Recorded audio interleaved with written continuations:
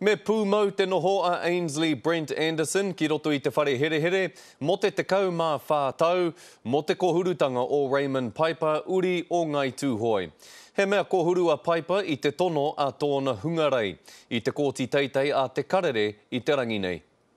Kāore he paku neke o te kanohi o Ainsley Brent Anderson, ahakoa ngā whakamaharatanga a te whānau o te tangata, nāna rā I kōhuru.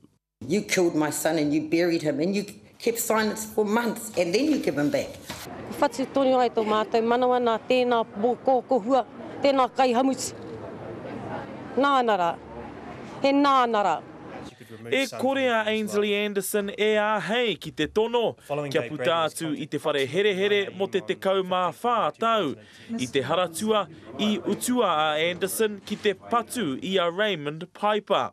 He kawa no te hunga wai o Piper ki a ia. My intention that Saturday morning was to make it clear to him and never to disrespect Hannah's family again and give him a whack in the face to make him buck his ideas up. But it all went wrong. I'm glad he's not going to be out to hurt anybody else or make any other family have to go through what we're going through. And we love our son. Kua hua ngata te whānau o Raymond Piper, engari rā ōna hoa I tāngia o rātau tinana hei whakamaharatanga kia Raymond. We'll always represent him till we end up with him, really. E whā marama I muri I te kōhurutanga, nā Anderson ngā pirihimana I āwhina ki te kimi I te tūpāpaku o Piper, nā tērā I heke iho ai te whakawhiu.